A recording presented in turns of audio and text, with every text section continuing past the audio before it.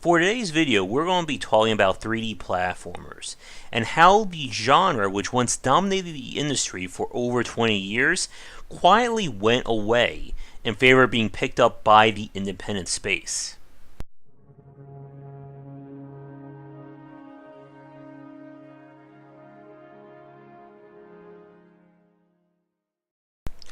The rise of 3D in the mid-90s began a fundamental shift in terms of game design and game philosophy.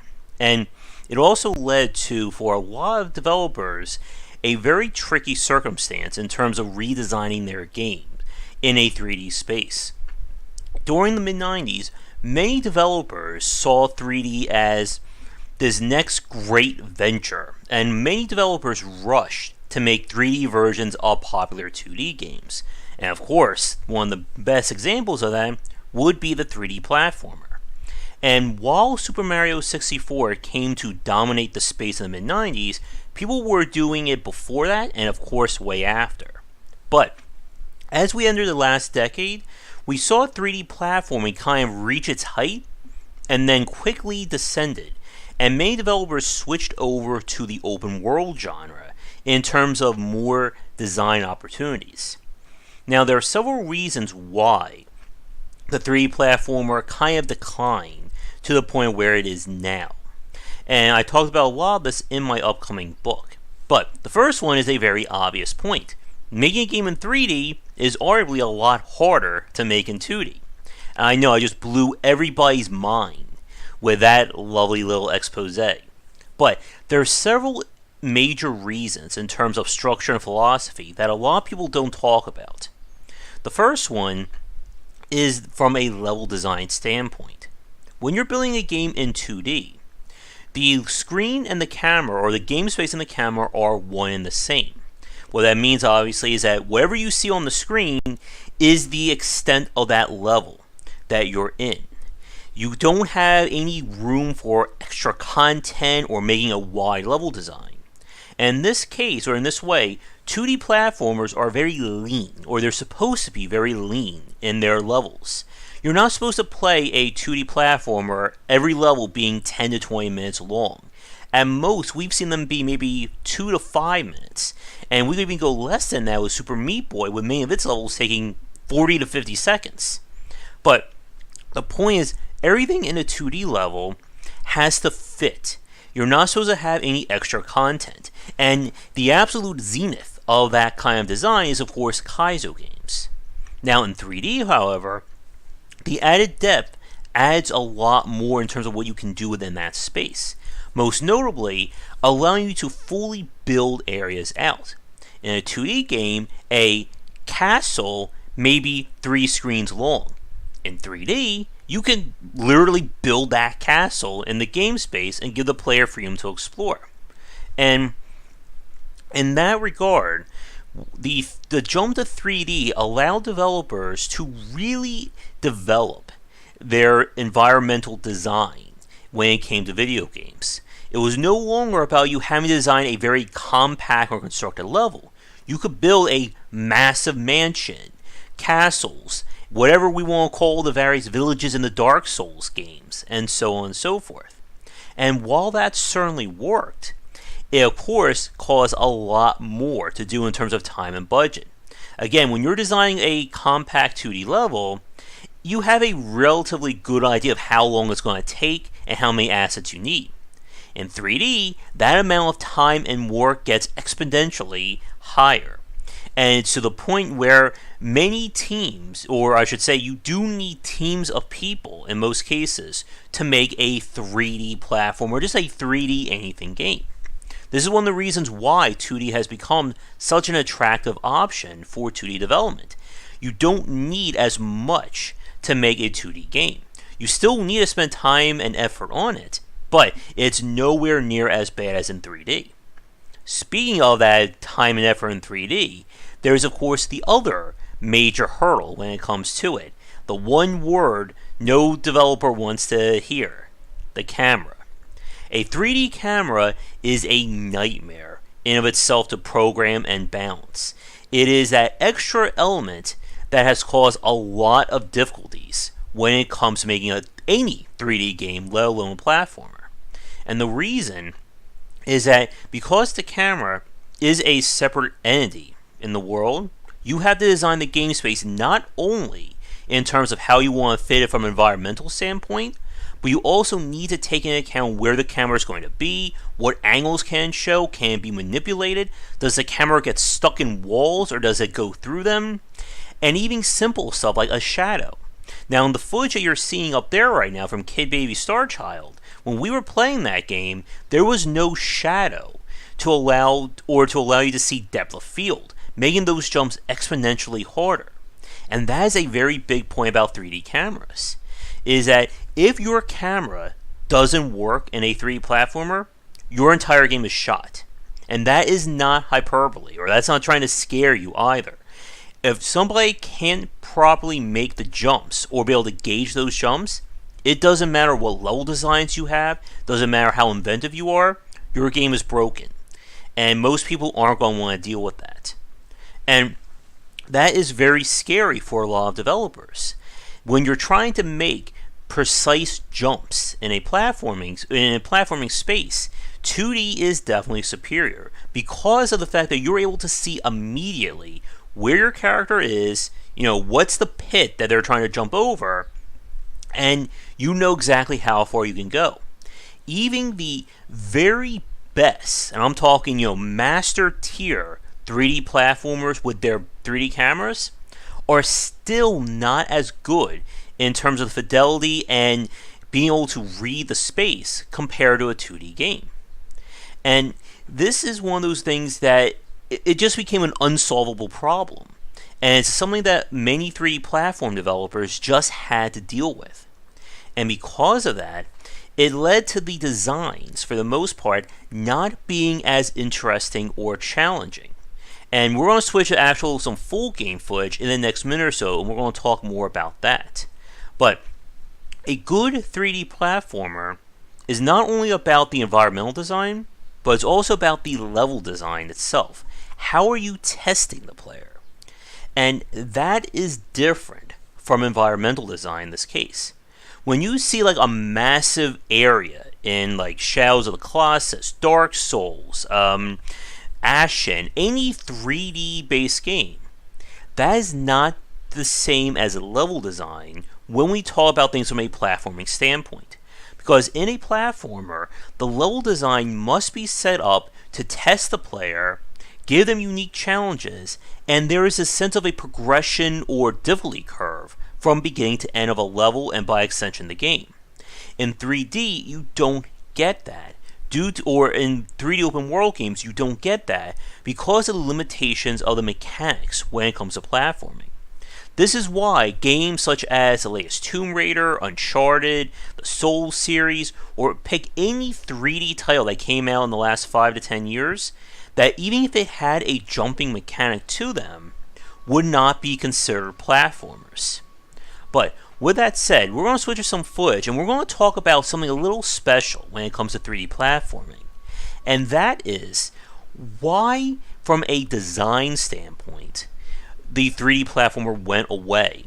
And it has to do, of course, with the House of Mario. But first, a quick shout out to our Patreon supporters and backers. And now for a quick thank you to our Patreon supporters and current Game Wisdom sponsors. If you would like to continue this discussion on game design, be sure to check out our Discord channel, linked down below. Here we have footage of Yooka-Laylee, Playtonic's attempt at making a spiritual successor to Banjo-Kazooie. And Banjo-Kazooie, during its heyday, was one of the closest a third-party game came to competing with Mario in the 3D platforming space. We also have examples such as Jak and Daxter, Ratchet and Clank, Billy Hatcher, I think, and many, many more. But when it came to 3D platformers, a lot of people, again, assumed that Nintendo had that, the secret sauce, that magic, as to why their platformer stood out compared to everybody else. And like we've said, there is no real magic when it comes to game design. And what Nintendo did was focus on two key aspects when it came to their 3D platformers, and where a lot of developers will mess up on either one or the other, or in some cases both. But the first point has to do with the character itself. How many different ways can you manipulate the character and allow them to move around the game space? Now, it sounds easier said than done for a lot of these games, because it's not just about allowing the character to move with variable jumping. You have to give them multiple angles, and that can be very hard, because even if you design a variety of levels and all manner of crazy things, if the player only has one kind of jump or two, then that's everything, or every aspect of your game must be balanced around that. And this leads to many platformers, both 2D and 3D, feeling repetitive, that you're just repeating the same obstacle again and again. When it came to Mario, especially with the later entries, such as Galaxy and Odyssey, Mario, from a platforming standpoint, is one of the most utility, or one of the most dynamic design games of 3D platformers. It's not just about one jump. You have a double jump, a triple jump, a spin jump, a running jump, the backwards flip jump, the sideways jump, that kind of little, where he does like a little extra spin in the air, or he can bounce off of Cappy jump, a wall jump. And you can combine all these jumps into all manner of crazy ways of moving around. And with Yooka-Laylee here, the game did a reasonable job in terms of having different ways of getting around. You can do a roll, you can do a hover, and things like that, but it came nowhere near the amount that we saw in Mario. Even A Hat in Time ran into this problem as well, that your main character just had only a few ways of getting around, and it led to the whole game feeling very repetitive. The beauty of having all the different kinds of jumps and a well-defined character is that it also opens up the door for figuring out all kinds of movement tech and additional ways of getting around. There's a reason why many people like to speedrun the 3D Mario games, because you can get really inventive with the number of ways you can manipulate Mario. Now, with that said, the other aspect when it comes to 3D platforming is also the same in 2D, and that is with the level design. As we talked about in the last part, one of the big differences between 2D and 3D design is that 2D is a lot leaner compared to how you can develop the levels. As you're watching this footage right now, you can see that these levels in Yooka-Laylee are very wide. There is a lot of real estate to cover in them. The downside, though, is that a lot of that real estate is nothing. It's just kind of the busy work to get from one point of interest to the next. And this has always been a problem when it came to 3D open world games. That the world itself is just, well, boring. You're really only interested in the parts where missions are, or collectibles, or you're going to fight a special enemy. Everything else is just downtime getting to that point. And this is a problem when it came to designing effective levels. When it came to Mario with Galaxy and Odyssey and Sunshine and so on, despite the size of their levels, it is a lot more interesting for the player to get around. One, because again of the amount of options you have in terms of manipulating Mario, and the second are the sheer variety of environmental challenges and things to do. One thing that you'll notice in a lot of Mario games is that they'll rarely repeat platforming challenges. They'll spice things up, they'll change things around, but you're never really doing the same thing exactly the same way. But with Yooka-Laylee and a lot of other 3D platformers, their levels just began to stretch on for too long and repeating the same elements. It's very often in 3D platformers, especially from the non-Nintendo variety, that you'll have to do the same task 2 or 3 times in order to quote-unquote finish it. For those of you who watched that Voodoo Vince play, you remember that nightmare of padding. And this is, again, what we see from a lot of 3D platformers, that it just becomes like you're padding out the same basic gameplay, because you're not designing more elements to it. Now, of course, with that said, I'm sure if you can comment that, well, that's because it takes a lot of work to design unique 3D platforming challenges. And of course, therein lies the point as to why Nintendo games continue to hold up. You'll notice when it comes to more recent entries in the Mario lines that the levels themselves, or at least the individual challenges, aren't as long compared to some of the worlds that we see in Yooka-Laylee and other 3D platformers that are still being made. And Nintendo is probably the only 3D developer I can think of that, with the Mario games, still try to be as lean as possible with their designs. Their areas are still big, but they don't feel anywhere as big compared to what we see from other games, and again, from the open world genre. This is one of those things that just drive me nuts about playing a game like Assassin's Creed, God of War, Horizon Zero Dawn, and the like, where the world is so vast and big, but again, the majority of it just doesn't matter. Why should I spend 30 minutes exploring some random plane and there's nothing in there? And not only that, but I'm doing the same thing as I'm exploring. We've of course made that joke about Upin world design and how every one of their games has a tower for you to climb. And you're climbing that tower the same exact way every time. And it just becomes busy work. Again, when you look at the Mario games and what Nintendo has done with 3D platforming, they do their best to keep you guessing and to keep making interesting challenges. And that's a major point that goes beyond our video, but just in terms of good pacing. That your game should be only as long as it takes to show off every mechanic. If you have enough ideas for your mechanics and you get 5 levels out of it, then your game should be 5 levels long. If you can get 10, it should be 10. But you never want to go beyond what your mechanics can offer differently. If I'm, again, just repeating the same solutions, it doesn't matter if I'm in a fire world, an ice world, a forest world, whatever, I'm just repeating content. And this is what kind of drove me away from Yooka-Laylee, that it got to the point where it didn't feel like I was being presented with interesting ways of making use of the mechanics. It felt very mechanical. And I felt like I've mastered this game, but I still have to collect like whatever, like I think it was like 40 or 50 more, I think they're called pages in this one. And it was like, I just don't want to do it anymore.